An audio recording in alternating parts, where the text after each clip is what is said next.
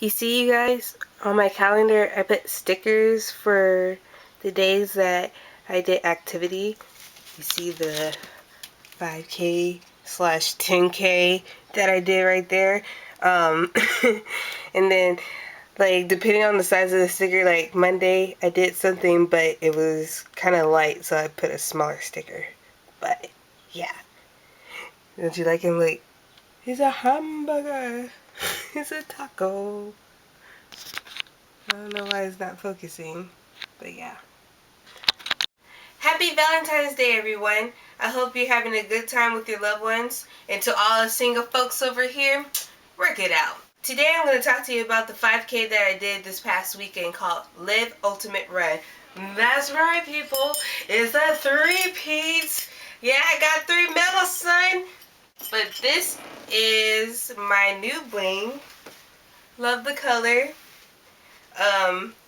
What's interesting about this, as you can see, it says run.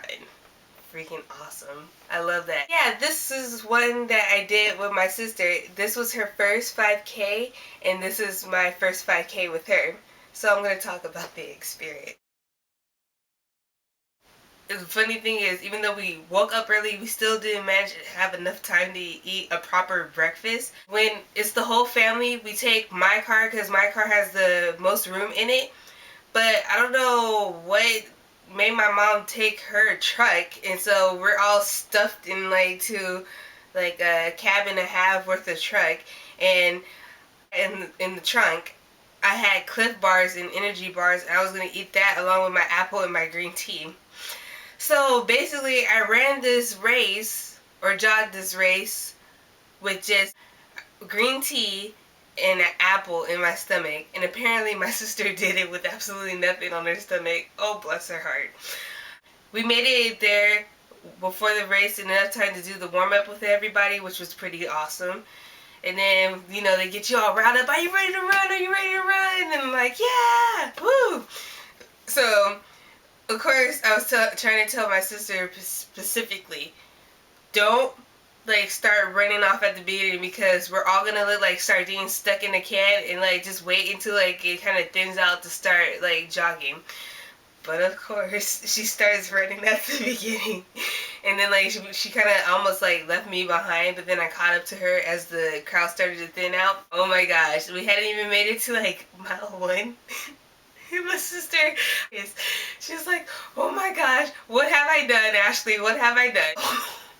You can imagine. And I'm like, oh gosh, I don't think I'm gonna beat my time this time, because I didn't have a proper breakfast, like, and I could totally feel it in my calves already and stuff. I mean, it wasn't even like there were a lot of inclines or anything like that in this race. There was only one major one, and it wasn't even that bad. I will never again run a race without eating like oatmeal or something like hearty that's gonna be sitting on my stomach while I'm like trying to do this thing. But my sister made this race absolutely hilarious with her comments. Like, there was this couple. The woman obviously just had like twins or something recently. Like, her twins look like they might have been maybe 6 months or something like that. And her husband were doing it together, but the husband was pushing the stroller with her kids in it. And my sister's like, oh my gosh, if I had to push Hunter in a stroller on this 5K, he would have been left behind not even a half a mile. I would have had to call mom and say, come pick him up. We left him at this marker. So I would run from like a sign that says 30 miles per hour to the next stoplight, right? And she would have to catch up to me.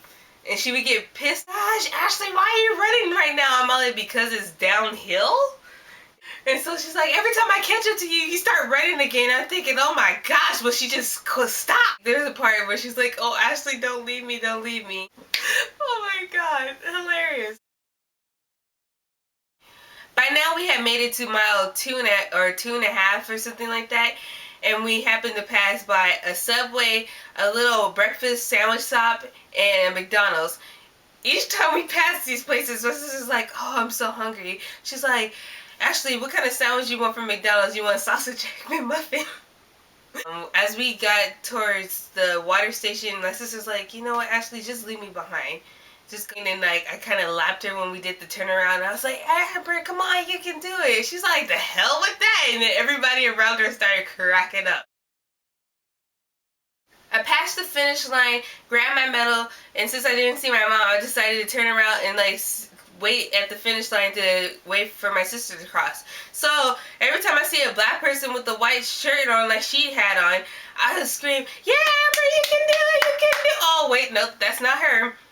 But I'm sitting up here, an hour passed by, I'm like, where is Amber at? And I know she was slow, but I didn't think she was that slow. Do you realize this girl actually had got her medal, left me behind, like my mom apparently was waiting in her truck near the Santa Monica Pier, got picked up there, and then I was like, hello, where are you? Are you still running the race? And apparently she got offended because it had been past an hour. And she's like, no, we're back at the car. All I heard was car. So I'm like, these ladies didn't walk all the way back to the parking lot, left me behind, and is in the car. And I started walking back to my car that's down in the parking lot that's maybe like 2 miles away. So instead of doing a 5K, I felt like I did a 10K. So I walked all the way back to the parking lot. It turns out they weren't even there. They were back at the Santa Monica Pier. Because the whole time I was walking, I was like, I can't believe they just like left me here. I walked all the way back to the car, and I don't get to walk down the pier where they have all the freebies and stuff like that. And I never been on the Santa Monica Pier, so I was just like, you know, I was frustrated. When I finally get in the truck with everybody else, my sister starts saying, oh, actually, I can already feel it in my butt. I can feel it in my thighs. I can feel it in my arms. I'm like, dang, girl, you can feel it in all those places.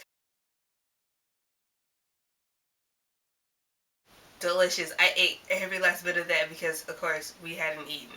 And I didn't feel bad about it either because I had fruit. And I ended up eating Hunter's fruit off of his little kid's plate. So, yeah, I had a great time.